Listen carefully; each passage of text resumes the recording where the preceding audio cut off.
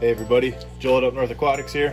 Today I would like to I guess take some time to do a species only video on a fish that I'm keeping successfully that some people struggle with, and they kind of have a bad reputation, but they're sold as a beginner fish. I guess a little controversial is what I would say, but if kept right they could be amazing, and that would be the tiger barb. So to start the video, I'm going to go ahead and feed them so that we can see them all come out and be active. As well as see some of the tank mates I'm having good luck with, and then we'll just go through everything that I know about them through research and through keeping them myself. So on the menu today, I don't know if you can see it, there's Omega-1 frozen bloodworms. I usually feed like 1 cup once a week, other than their staple food. We'll do 2 today. Maybe it'll keep them out longer, maybe it'll put them to sleep, who knows, but we'll see what happens. And with these, I know this is also kind of something that not everybody agrees with, but I do just throw them in frozen.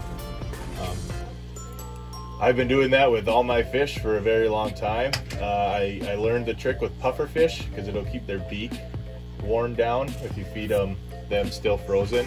So I just started feeding them still, you know, the bloodworm still frozen, all my other fish too. And so far no issues, so we'll let them start tearing that apart, and we'll have yeah, I'll tell you everything I know. Alright guys, so to start with the tiger barbs, now that a few of them are starting to come out here, I would consider their care level first and foremost to be, I guess, moderate. They're often classified as it's an easy schooling fish. I consider it to be moderate because there is a lot that you have to understand about fish keeping, about fish that are territorial, and you know, schooling fish. You know, you're better off having experience with other easier schooling fish, like maybe tetras first, and once you got that dialed in and you're ready to start dealing with some aggression or you know, fin nipping here and there, and maybe having to medicate your tank here and there, you know, once you're at that level where you're ready to start being prepared to do some of those things, then maybe try tiger barbs. So that's my reason for considering them to be a moderate fish instead of easy to care for. Their temperament I consider to be playfully dangerous. They're always chasing each other around. They can be very pushy. Generally it seems to be playful and not intending to cause damage, but oftentimes it does.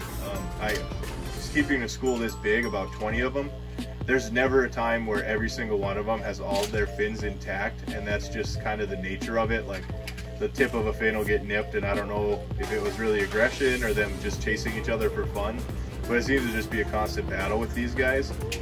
So that's something to look out for. I do actually use aquarium salt in this tank because I do believe it does help as a preventative for any like fungal or bacterial, and I haven't had any infections set in from any of the nipped fins, but that's just something to keep in mind.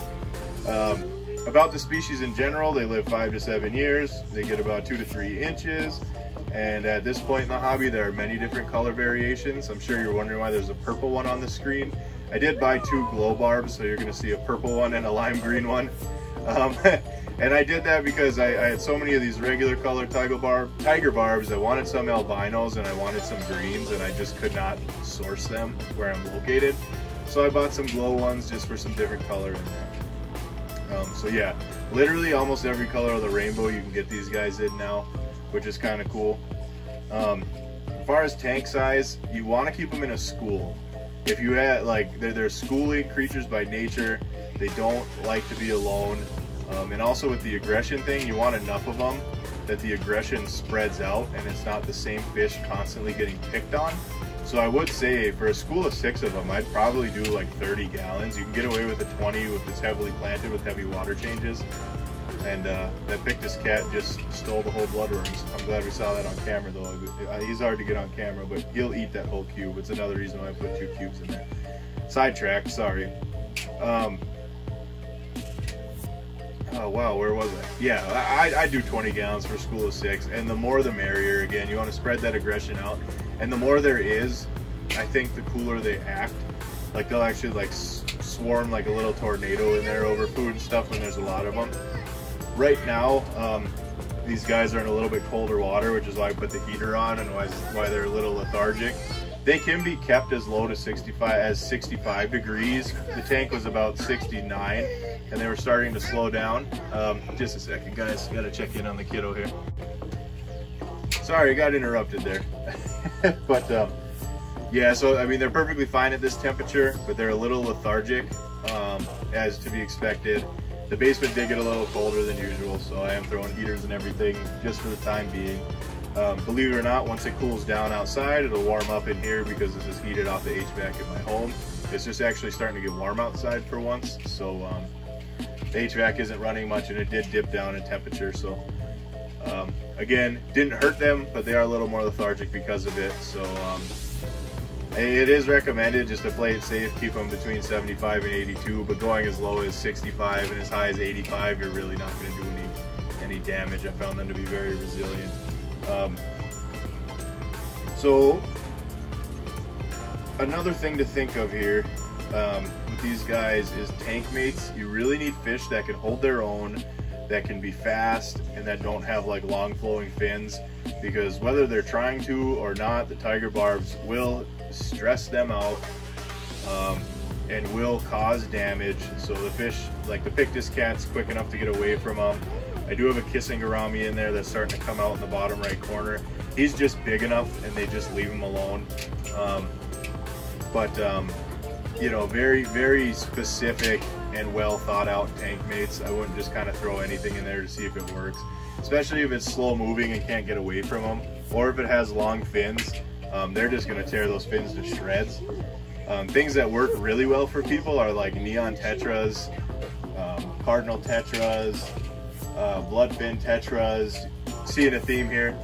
A large school of another fish close to their size that's fast, or you know, just as fast as them or faster than them, would be great. In my opinion, that would be the best, because they can't single one out, and the ones that do get picked on can get away just as fine. And that kind of brings me to the next thing, which is aquascaping. The theme with these guys so far has been, you know, keep them with fish that can get away and keep enough of them that they can get away from each other. So open swimming space is important. As you can see with my tank here, the whole middle's open. But what's just as important is that vegetation on the left and right, the little shark cave in the bottom, and like the other tunnel on the other side, the big rocks that stick up out from the sand. Anything that's going to be a line of sight break, or that can fit a fish under it or behind it, or that a fish can hide in, you know, inside of and dart in and out of, like the vegetation. It's just going to increase your chances of success here. I mean, I'm not going to say that for sure this fish will work, for sure that fish will work, because every school of tiger barbs is different. Every individual fish that you put with it is going to be a little different. So just keep in mind that open swimming space is important, and hiding spaces are just as important. You need to give them room to swim and room to hide. And again, you know, size, speed, and fin length are huge. So I guess those are the 4 things that I would say for tank mates. Is their size okay? Are they fast? Do they have short fins? And can you give them somewhere to hide? And if any fish that fits that and does okay in the same parameters as tiger barbs, is a good chance that it'll work out. I'm not going to say for sure, but that is a good chance. So if you want to do a tank like this, research the kind of fish you want other than the tiger barbs, and I guess my advice would be to see if they fit those 4 things, those 4 categories there. Another thing is I did mention parameters, but I didn't give them to you. So I told you temperature, and this is a very easy list. Temperature, 65 degrees to 85 degrees. I'd keep them colder than 85, but they could survive at that. My recommendation personally would be like 67, you know, you could push it closer to the low end to like 80, and don't go all the way up to that high end, just because being like aggressive and playful and stuff like that. Maybe keep them on the lower end. You know, there you want to keep a lot of them in there, so you want to keep the temperature lower because it holds oxygen better. And I guess the less hyperactive they are in the colder temperatures, not only the less you have to feed them, but the less chances that they're going to destroy your tank mates or each other. But also you want something that crosses, in a tank mate, you want something that crosses through that 65 to 85 and maybe, you know, if you want to keep them with something that requires 82 degrees, then so be it. You're just going to have to push them to 82. They'll hold in there. So, and pH, anything from 6 to 8 is what people have kept them in with success, and mine is like 8.2, and I have no issues. But I do firmly believe that if you acclimate a fish to a pH within reason, and you keep that pH stable, they will be fine. It seems to me that stability is a lot more important with the fish that I keep. Not all fish, but with the fish that I keep, stability is more important than hitting that exact number. And that's a theory that I learned from watching other YouTube videos. So instead of chasing pH, I've just worked on doing the water changes that I need to do to keep my pH what it is. And I'm keeping, you know, fish from many different continents, many different bodies of water, all in the same water, and they're doing just fine. So again, just my experience, but I do find that that applies to the tiger barbs. So 6 to 8 is a rule of thumb, but just keep it consistent.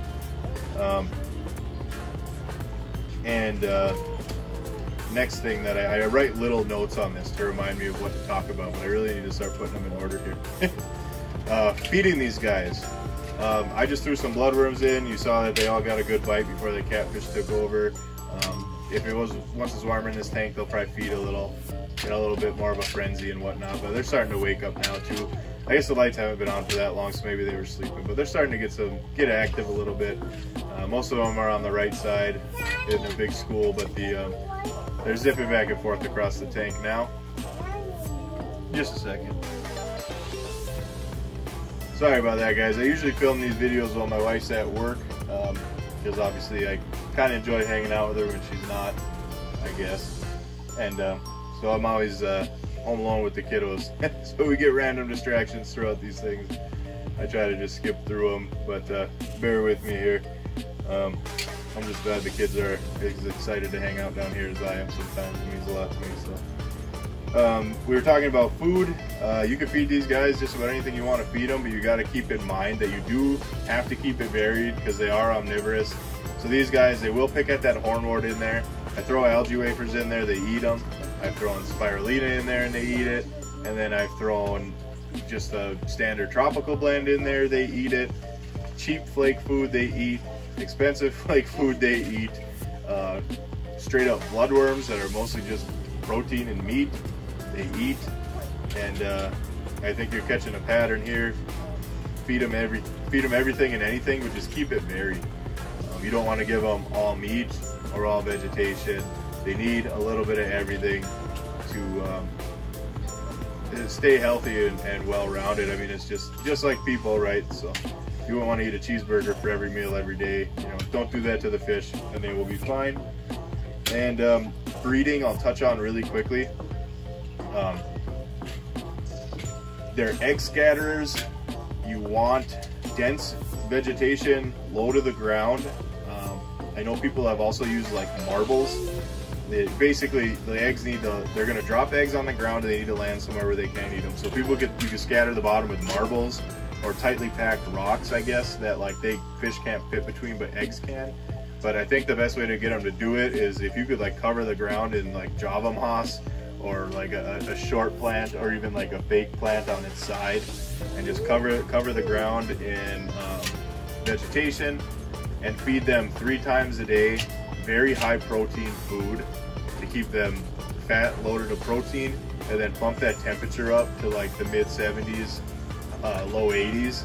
You're gonna have your best chances of getting them to spawn. They want to be warm, they want to be well fed, and they need to have some sort of, I mean, they'll spawn and drop their eggs and fertilize them, but you need to do your part to make sure that the eggs land somewhere where they can't get eaten. Not gonna happen in my tank. They're probably spawning in my tank. I've had some females get really fat and really skinny, and I've had males, you know, showing their colors, showing their fins, chasing them around. But I have snails, I have a catfish, and I have the kissing gourami, and I have a ton of other tiger barbs. And I think no matter what I do in this tank, I'm not going to have any luck breeding them. I think if I watch close enough, I can find some pairs, because they do pair off. it's a different, they do different pairings every spawn, but once they pick their mate, they'll stay with them for one spawn.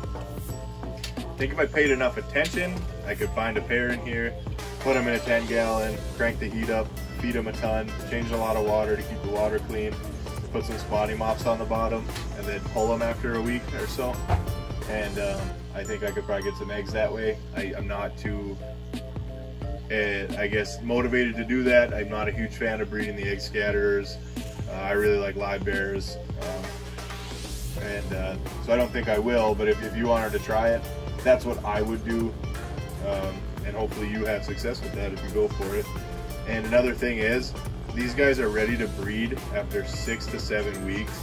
So you can really, like, I think you could get a factory going that's producing these pretty quick if you really pay attention to your water quality and temperature and what you're feeding them. Because like 6 weeks from hatching to having their own spawn, that is crazy fast, and that's probably where the hobby's flooded with these guys, and you can get them anywhere. Because apparently the people who do breed them are breeding a lot of them, and why wouldn't you? I mean, they're super cool. They look like a little tiger. They're very active. They do well with plants. I mean, just a school of these alone with a bunch of plants would do fantastic, and that's why I keep this tank down here, even though I am trying to do a lot of breeding projects. This tank I just enjoy. Like, I could sit here without this camera in front of me and watch this all day. So that's everything I know, guys. So we'll go ahead and wrap it up.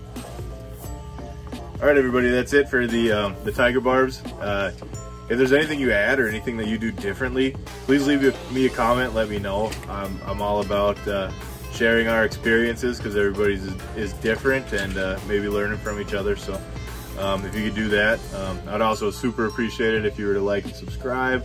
Might help me out a little bit. You know, I enjoy doing these things, so I'd like to just kind of keep moving forward with the channel and stuff. It's a good time, and your support means a lot to me. So I think we'll wrap it up for today. That should be it for the species only.